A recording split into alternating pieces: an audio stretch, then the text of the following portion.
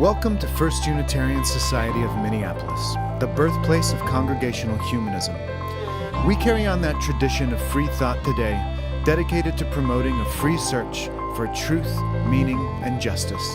Our web address is firstunitarian.org. Thank you for joining us.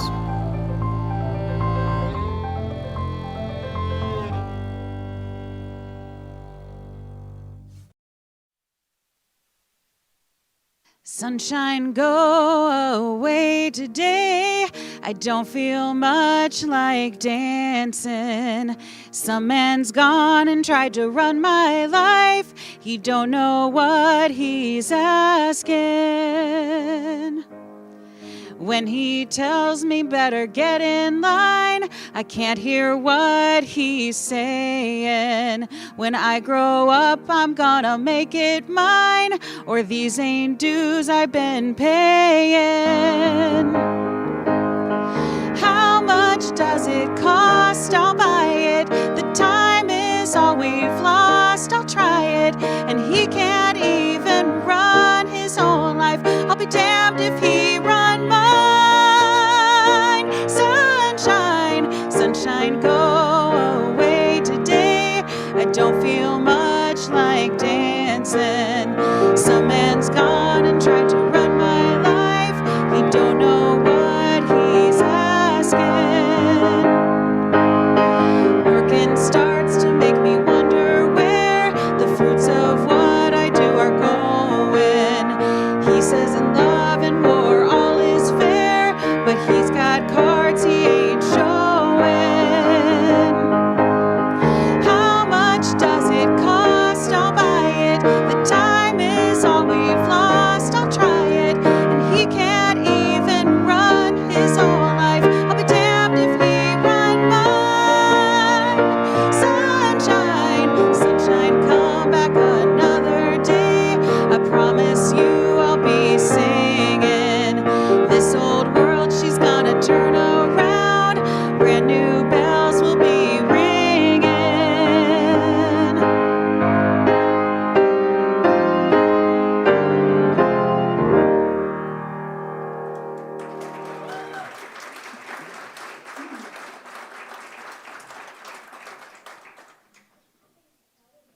Good morning, and welcome to the First Unitarian Society of Minneapolis on this nearly tropical Sunday morning. A morning when we take intentional time to come in from the cold and appreciate the warmth of belonging to this community. Each person who is here in this hall or taking part online is an important and valued part of this experience, and we're grateful to have you here with us today. As we begin, it is good to be mindful that we live and work and play on the traditional lands of Native peoples who have been here for millennia. Here at FUS, we are on Dakota Oyate territory. It is the Dakota, as well as the Ojibwe and other indigenous people, who have cared for the land, the waterways for thousands of years before the arrival of Europeans. It is a privilege for us to be able to live here now, and that privilege calls us to understand the often unjust circumstances under which this reality came to pass, to care for the land, and to repair the damage done to its original inhabitants and their descendants. First Unitarian Society is a member congregation of the Unitarian Universalist Association of Congregations. I'm Phil Duran. I'm a member of the Sunday Assemblies team, which works with our interim minister, the Reverend Eulyn Stoneberg, to afford her a Sunday a month where she does not have to be in the pulpit. She is here supervising, and so if you have questions or concerns that you want to discuss with her, please catch her after the program. But during these weekends, we're honored to have a guest speaker at the center of our program, and you'll hear a bit about today's guest in just a little while. For those of you who are new with us, we extend an especially warm welcome to you. Please join us for our weekly mini meal in the lower assembly hall after the service. And if you'd like to connect more, please stop by the office to sign up to receive our weekly newsletter so that you can be in the know about what's happening here. We are a multi-generational community, and there's always room for families and kids here in the assembly hall, and we welcome your movements and your sounds. If you choose, on the other hand, childcare is available a few doors down the hall to the left. And now I invite you, wherever you are, to take a moment to welcome the morning and to greet those around you, and introduce yourself to those you don't know. If you're here in the hall, you can wave to that camera over there to greet the folks who are online. Thank you, look at that. There will also be a QR code on the screen to access an order of service. Welcome all.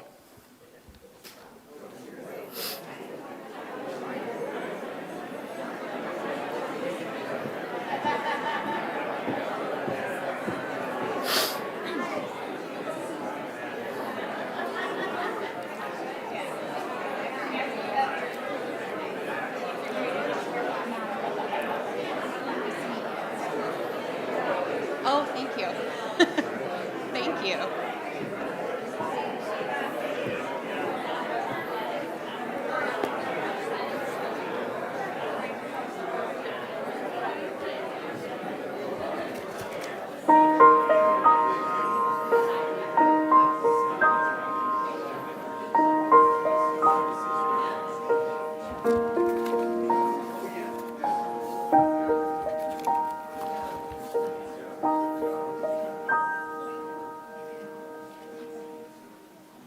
Our theme for the month of December is choosing hope.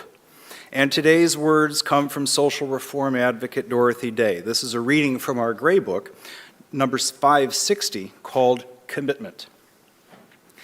People say, "What is the sense of our small effort?" They cannot see that we must lay one brick at a time, take one step at a time.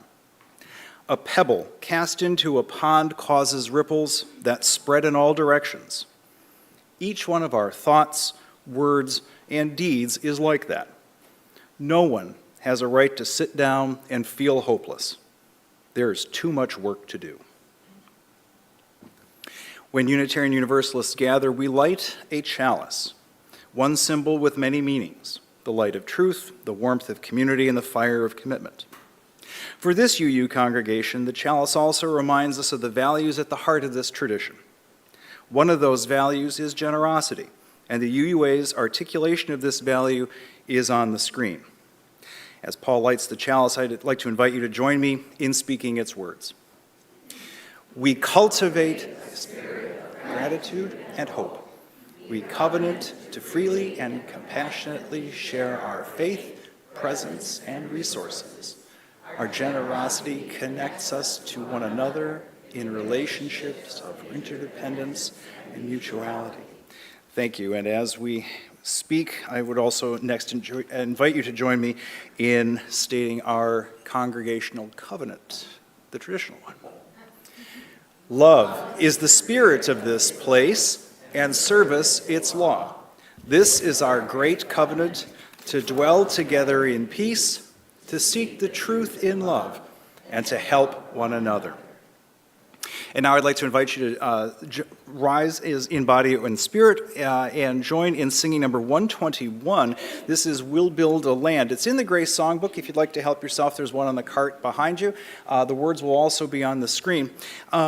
It's important to recognize that there is a critique of this song that for some it sends a message that speaks to colonialism in terms of we'll build a land as if we own the land ourselves. And so bear that in mind as we go through this song.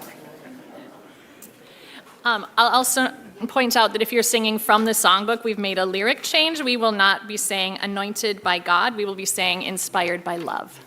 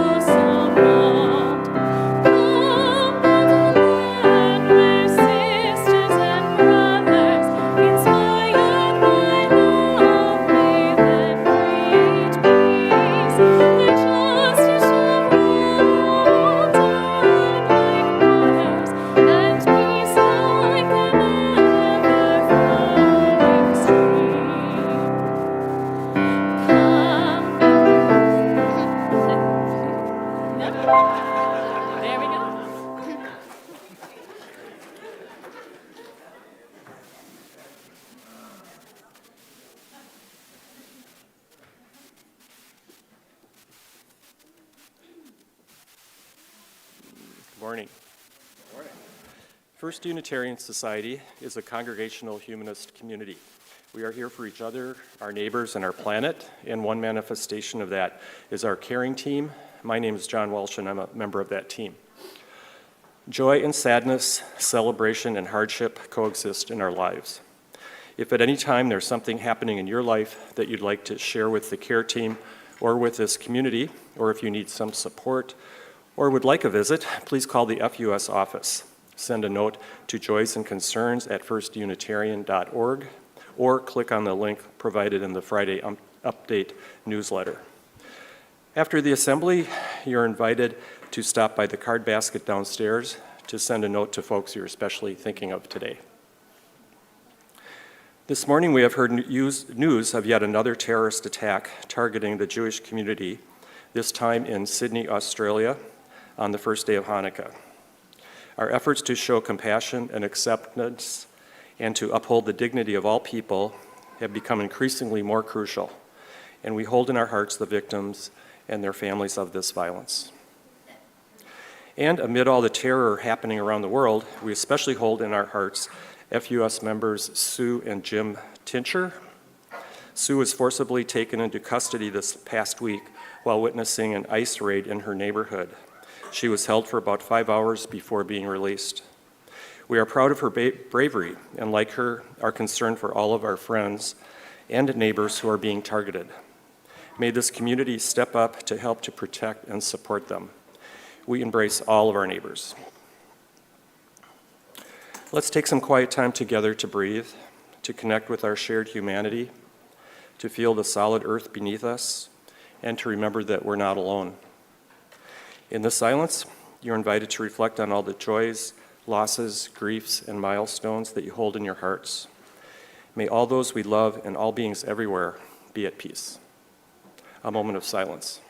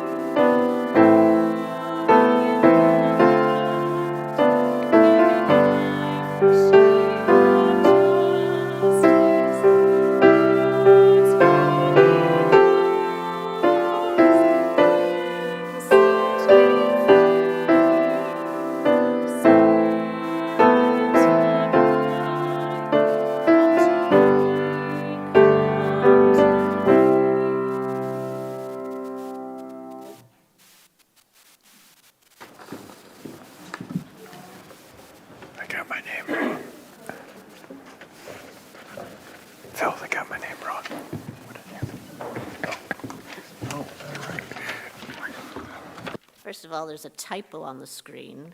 Krug is K-R-U-G. Hi, I'm Mickey Morissette. Thank you all for being here on this lovely morning. I have the honor of introducing a person you will meet in a few moments, Ellie Krug, who both Phil and myself have known for several years. Ellie has also served as a columnist for Minnesota Women's Press. She has presented on diversity and inclusion more than 1,000 times in workshops around the country and North America. She has a weekly radio podcast, and I remember last year after the election having dinner with Ellie, and she had talked about then the fact that she could kind of go quietly into the night with her faithful dog, Jack, and travel around and visit people and just kind of have a low profile. Instead, what she did is she ramped up, and her podcast is now called, her radio show on AM 950 is now called The Illegal Trans Woman. She transitioned nearly 20 years ago, kind of after 9/11 happened. She realized she needed to live her authentic life, and she transitioned nearly 20 years ago while she was a trial lawyer in Iowa. She's the author of 2 memoirs, one that just came out this year. In fact, I think she's got a couple copies of the book with her. You can find her after today. And in 2022, in Carver County, she was elected to the local school board there, making her one of only a handful of transgender people on a school board. So, that is Ellie. So one of the things about Ellie, when the assembly team was talking about the Choosing Hope theme for this month, we knew Ellie would be the right person. Ellie's radio show originally has been really about idealism, and she takes a lot of her idealistic principles and hopes from her growing up years, and one of her idols was Robert F. Kennedy Sr. And in June of 1966, Bobby Kennedy, who was then a U.S. Senator from New York, traveled to South Africa to talk at the University of Cape Town. This was at the height of apartheid, and the South African government did not want him there. They delayed his visa, they refused government meetings, they banned journalists' visas, they banned student leaders from meeting with him because the government knew that he would be criticizing the government's policies. Bobby Kennedy delivered this is an excerpt from a talk he gave on June 6, 1966. Another caveat there was a bit more emphasis on the wording of man than people at that time, so we've made a few substitutions to be more contemporary about that. For two centuries, my own country has struggled to overcome the self-imposed handicap of prejudice and discrimination based on nationality, on social class, or race, discrimination profoundly repugnant to the theory and to the command of our Constitution. There is the danger of futility, the belief there is nothing one man or one woman can do against the enormous array of the world's ills, against misery, against ignorance or injustice and violence. Yet many of the world's great movements of thought and action have flowed from the work of a single person. A young monk began the Protestant Reformation. A young general extended an empire from Macedonia to the borders of the earth. A young woman reclaimed the territory of France. A 32-year-old Thomas Jefferson proclaimed that all people are created equal. "Give me a place to stand," said Archimedes, "and I will move the world." These people moved the world, and so can we all. Few will have the greatness to bend history, but each of us can work to change a small portion of the events, and in the total of all of these acts will be written the history of this generation. It is from numberless, diverse acts of courage that human history is thus shaped. Each time a person stands up for an ideal, or acts to improve the lot of others, or strikes out against injustices, he sends forth a tiny ripple of hope, and crossing each other from a million different centers of energy and daring, these ripples build a current which can sweep down the mightiest walls of oppression and resistance.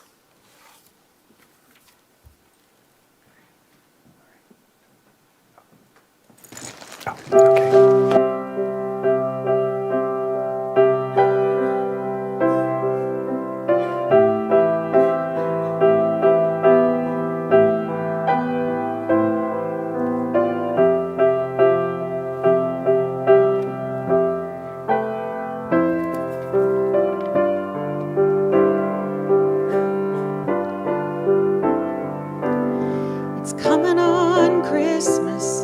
They're cutting down trees, putting reindeer and singing songs of joy and peace. Oh, I wish I had a river I could skate away on. But it don't snow here, it stays pretty green. I'm gonna make a lot of money, then I'm gonna quit this crazy scene. Oh, I wish I had a river I could skate away on.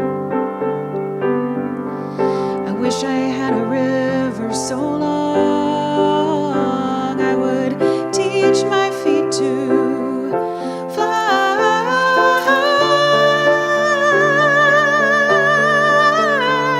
Oh, I wish I had a river I could skate away on. I made my baby cry.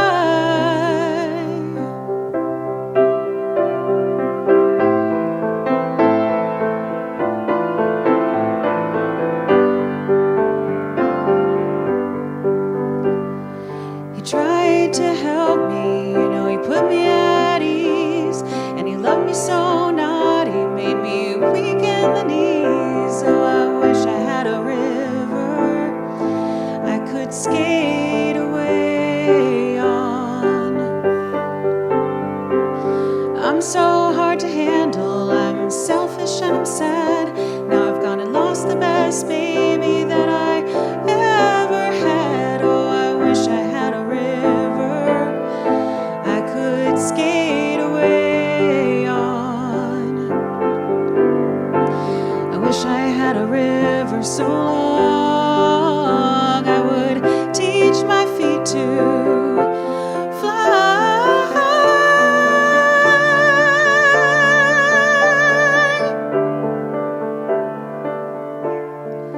Oh, I wish I had a river I could skate away on. I made my baby say goodbye.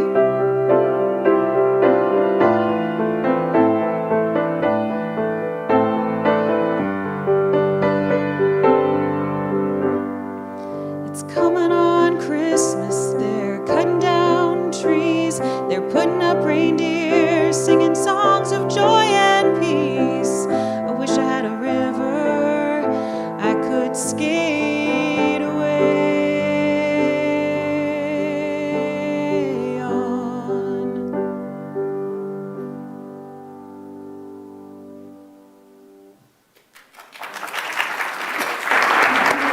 Very good.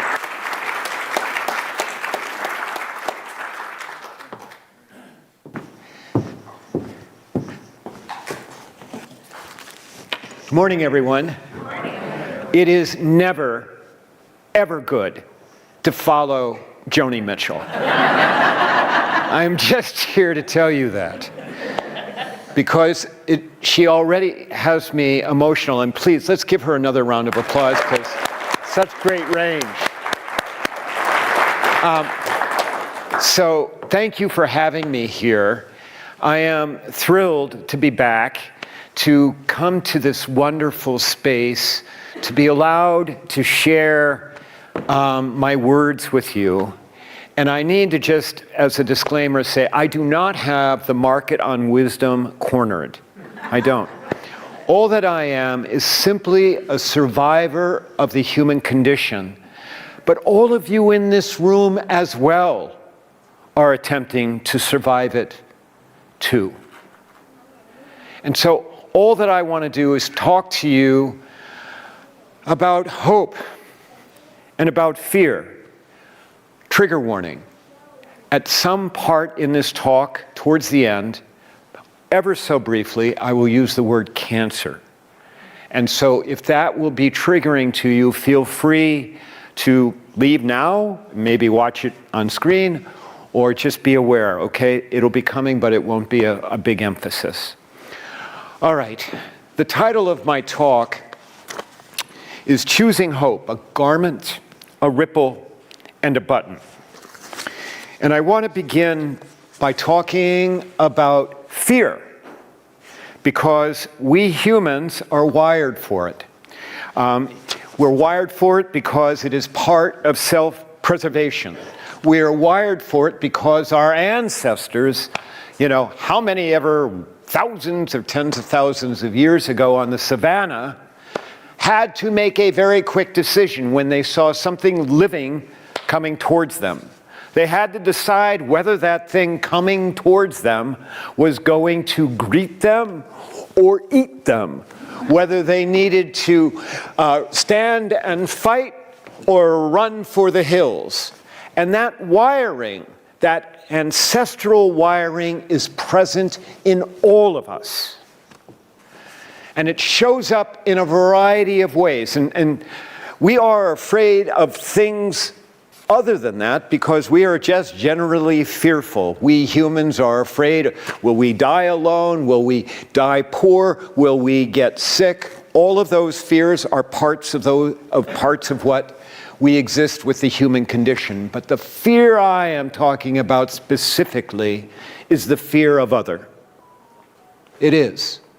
And we are seeing that fear play out in America right now, every day, with the greatest, most horrible acts of oppression happening in our country as I speak, in our city as I speak, in Carver County, where I live. Fear. Now, I also want to acknowledge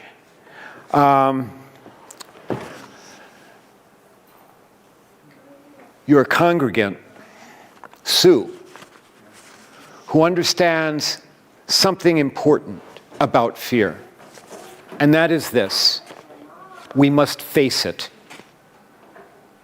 Because when we face fear, when we face it, when we lean into it, we provide hope for others. We do. And I'm going to share some examples of that for you, and hopefully to give you reason to hope. So as I said, my talk is choosing hope, a garment, a ripple, and a button. Let's talk about the garment. I don't know if anybody noticed, but on December 1st, we passed the 70th anniversary of a great American who faced her fear, Rosa Parks. December 1st was the 70th anniversary of her arrest in Montgomery, Alabama. And can we all imagine the fear that she had sitting on that bus in the front seat, refusing to give up her seat, with the things that white bus passengers were saying to her, that the white bus driver was saying to her, and then the bus driver driving to police station and then having the police come and speak to her. Can we imagine the fear that she had? And yet, she sat there. She didn't give up that seat. Now, from her, as you heard Mickey speak about ripples of hope. And from her, something rippled to a young pastor in Montgomery, relatively unknown, but quite the orator, who had been in Montgomery barely a year. And I'm talking about Dr. King, of course. And you know, very few people know that after Rosa Parks, well, I mean, some people know this, sorry, that after Rosa Parks was arrested, they organized a bus boycott of the bus system in Montgomery. And they tapped Dr. King to be the spokesperson, to be the leader of that boycott. Few people know that when the bus boycott began in December of 1955, Dr. King and his wife, Coretta, had a newborn. The baby wasn't even a month old. And can you imagine the fear that Dr. King had being tapped in a white, in a white, suppressive, oppressive state to lead a bus boycott for black people? And that fear was founded because a month and a half after the boycott began, Dr. King's home was bombed. Bombed. And Coretta and the baby were in the house at the time. They attempted to bomb it again in the months after. And then in April of 1956, Dr. King was arrested for speeding and put in jail for 2 weeks. Can you imagine the fear that he had? And yet he faced it. He leaned into it. And with a little bit more than a year after the boycott began, the U.S. Supreme Court declared that segregation on public buses was illegal. And they won. The boycott broke the system in Montgomery. And Dr. King, of course, continued. And he continued to face an oppressive system. And by April of 1963, he was in jail again, this time in Birmingham. And while for parading without a permit, you see how the oppressive system works, of course. And while he was in jail, he penned one of the most important pieces of writing in the civil rights movement, his letter from a Birmingham jail. It is a long letter. It's a letter that he wrote imploring white pastors in Montgomery, in Alabama, to step forward, to be allies to the black community, because they were afraid, and they refused to join. They refused to join the marches, refused to join the movement. And in that letter, he, as I said, one of the most important pieces of writing in the civil rights movement, he wrote maybe one of the most important 2 sentences of the civil rights movement.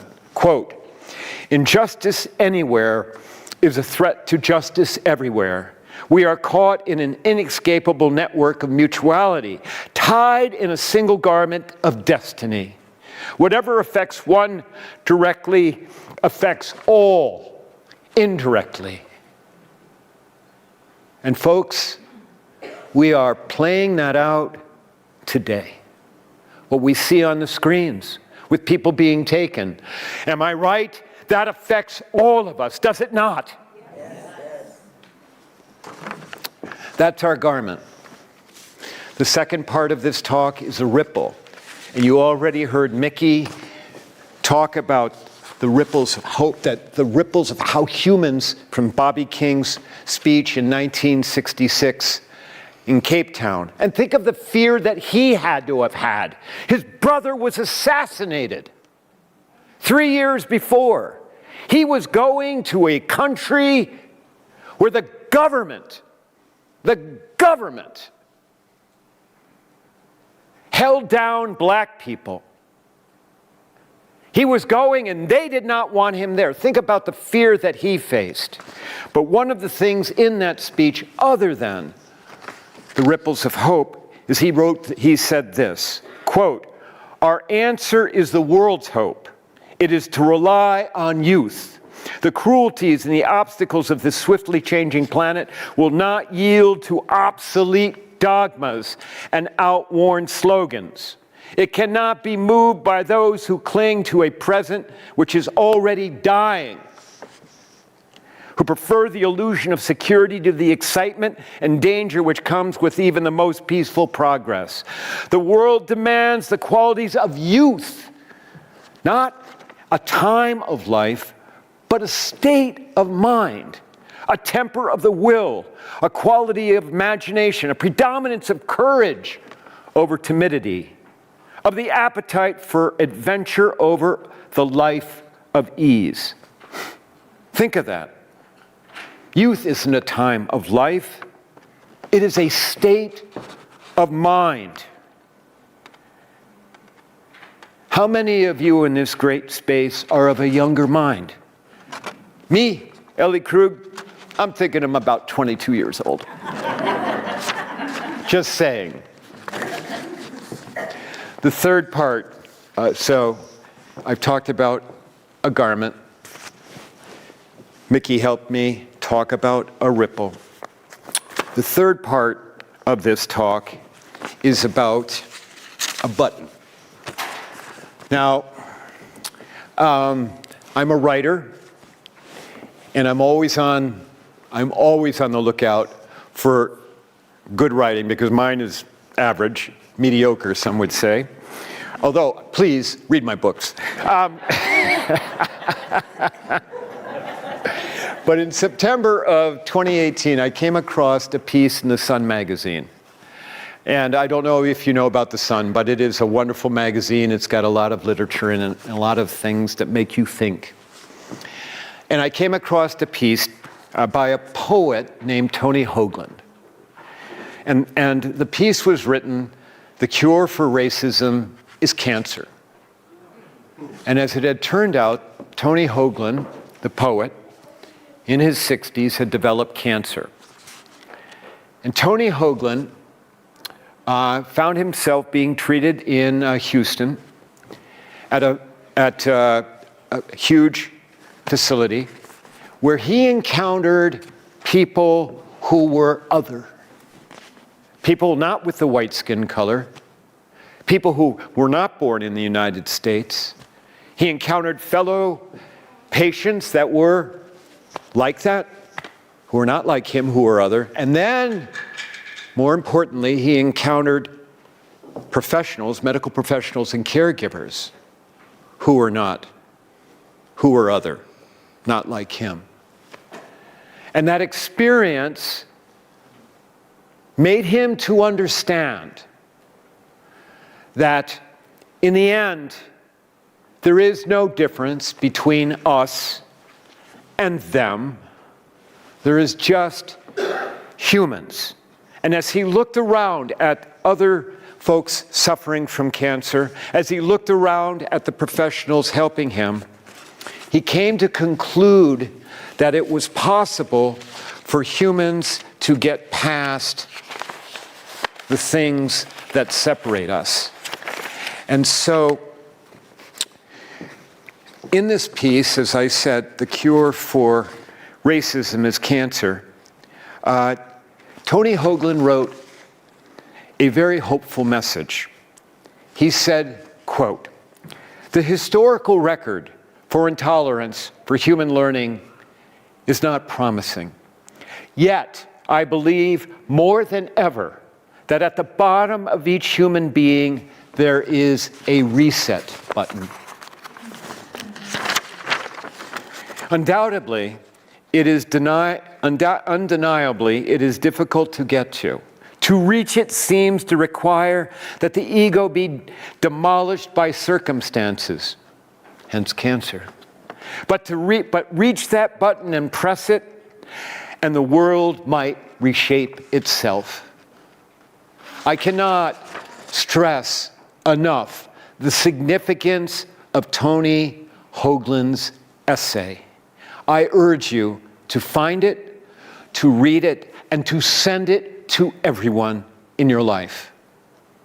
Because when I read that at a time when I was ramping up to do my speaking across the country about the need for us to treat each other better, about the need for us to get past our fear of other, for our need to understand that there really only all is us, all attempting to survive the human condition. Now, as for me, I have many, many fears. I do. Top of mind right now is my fear of being dispatched. You see, the government, as we speak, is working to create a whole new class of domestic terrorists. Domestic terrorists that they will define as people who challenge capitalism, who challenge Christianity, who challenge the family. I mean, I know this sounds very crazy. But one category that they're working to create domestic terrorism about is gender ideology. And I have fear, I do, that they will come for me.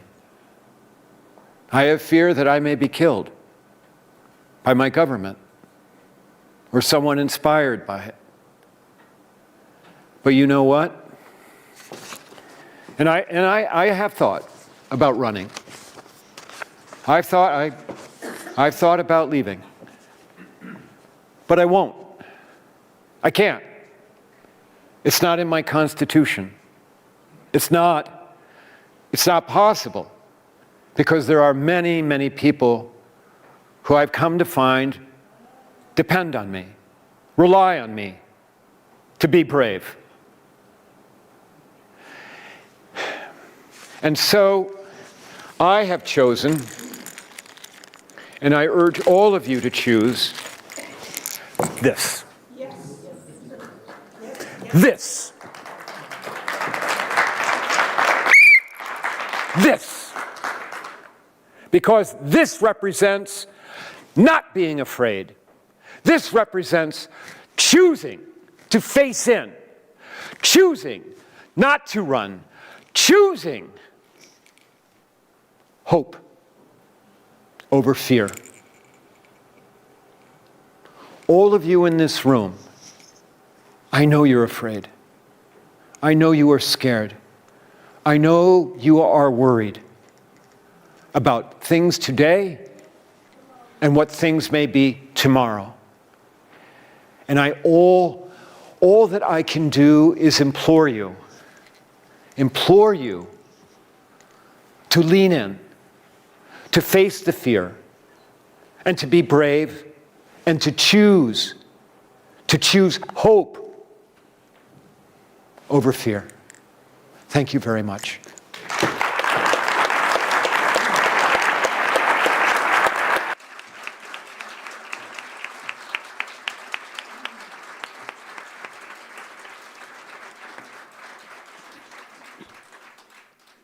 You think it's tough to follow Joni Mitchell. I'd like to invite you to stand as you're willing and able and join us in congregational song number 108, My Life Flows On, an endless song. It is in the gray hymnal if you need it, but the words will also be on the screen.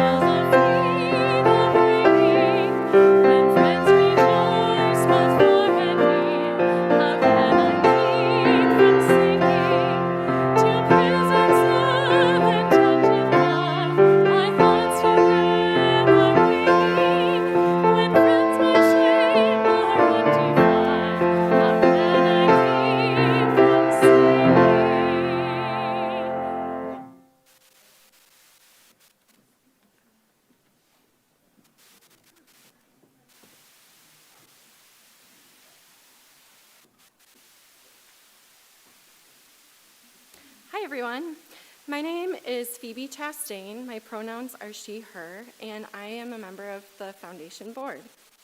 First Unitarian is a free, independent, and self-governing humanist community. We are the proud birthplace of congregational humanism. Our mission is to foster a free search for knowledge and meaning, to strive for justice, and to serve one another, the Twin Cities, and beyond. Your financial support means that we can work toward this mission together and is a really important element in turning our shared vision into reality. There are many ways to give. You can use the QR code on the screen, which will take you to our online giving form, where you can designate how you'd like your donation used.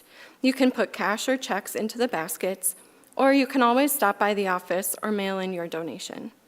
As the baskets are passed, you are invited to give generously and joyfully as you are willing and able. Thank you.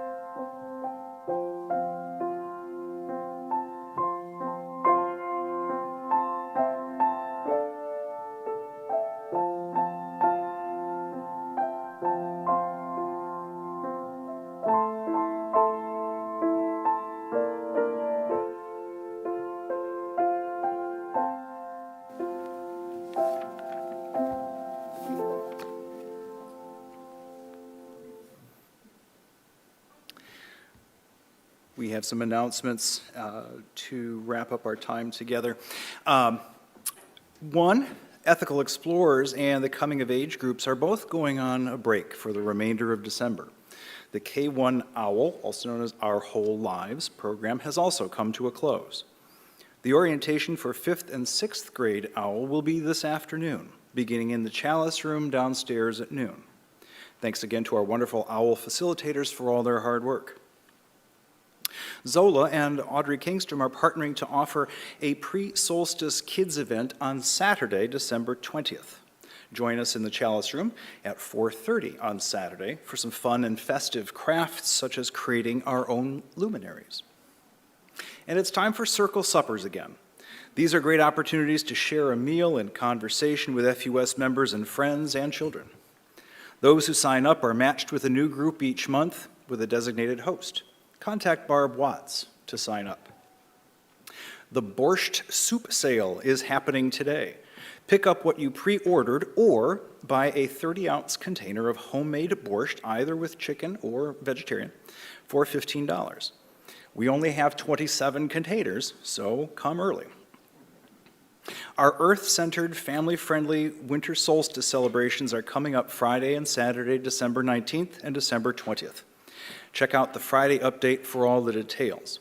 It is particularly important to remember that the Friday program and the Saturday program start at different times. Friday at 6, Saturday at 5. When I say program, I mean the meal followed by the program, the whole program together. So just beware of that. You can still purchase dinner tickets after the assembly, and all are welcome to attend the free Midwinter Revels, that program that will follow the meal. After the assembly, please join us downstairs for a surprise mini meal consisting of compassion and simplicity and generosity, as well as some actual food to help you come alive. Once a month, half our Sunday kitchen volunteers join forces with those at Plymouth Congregational and St. Mark's Cathedral to provide a glorious meal for folks in our community who might otherwise go hungry. We have one final announcement from Suzanne before she comes up. I just want to take a moment and thank everybody who has been a part of this morning's program. Our musicians, Natalie and Rebecca, John, Phoebe, obviously our guest, Ellie Krug, the stewards who keep our building clean, the kitchen staff who are preparing food downstairs, and all of the office staff here at FUS.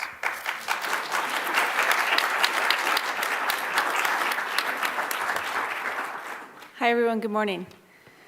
I'm a little winded from just delivering the cash, so taking a break. So we are having a Christmas book flood. It's an Icelandic tradition of exchanging gifts of a book with a loved one on Christmas Eve, then spending the long night reading them together in companionable silence. For our FUS book flood, we'll each be giving a book to the pool, then being matched to a surprise book. To keep the vibe cozy, we'll be doing an exchange at FUS at 7 p.m. on the evening of Monday, December 22nd, when everyone is most likely in need of a quiet break from work and other social obligations. There will be drinks, snacks, a video of a fire, and space to talk or read quietly. There is a form to fill out so that books can be matched to participants. This is due by December 20th to ensure that there's time to wrap your book. Feel free to see the form in the link in the newsletter, or you can ask me at mini-meal or email me. Thanks. Might be a song that you all have heard of before. Should you feel it in your heart of hearts, please feel free to join along singing with me.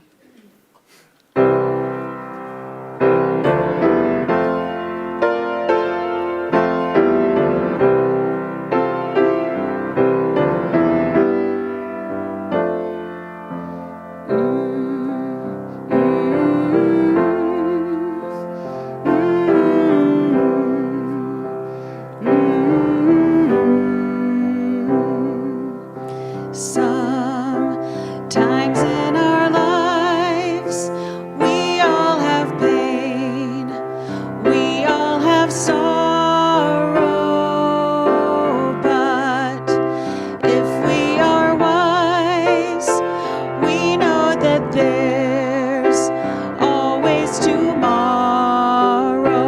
Lean on me when you're not strong, and I'll be your friend. I'll help you carry on, for it won't be long till I'm gonna need somebody to lean on. Please swallow your pride if I have faith. You need to borrow, for no one can fill those of your needs that you won't let show. You just call on me, brother, when you need a hand. We all need somebody to lean on. I just might have a problem that you'll understand. We all need somebody to lean on. Lean on me when you're not strong, and I'll be your friend. I'll help you carry on, for it won't be long till I'm gonna need somebody to lean on. You just call on me, brother, when you need a hand. We all need somebody to lean on. I just might have a problem that you'll understand. We all need somebody to lean on. If there is a load you have to bear that you can't carry, I'm right up the road. I'll share your load if you just call me. Call me if you need a friend. Oh, baby, just call me if you need a friend.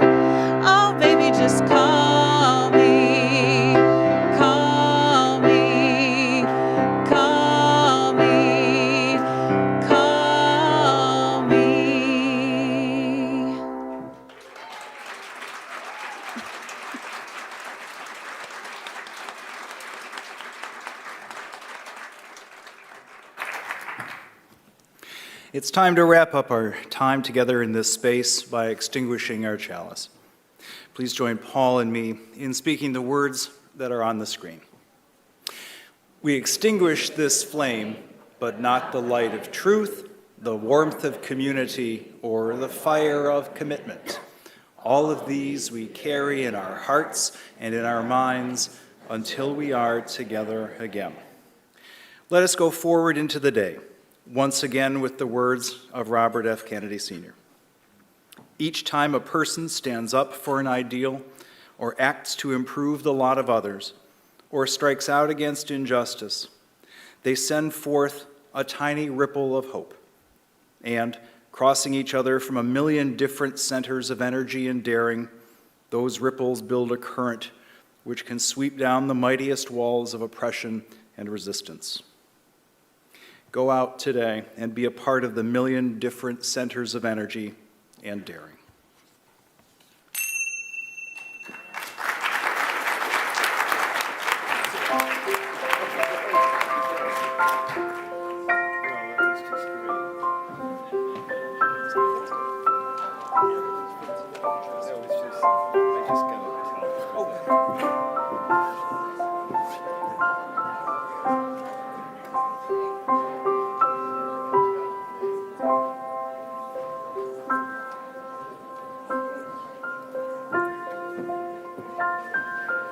Okay, bud.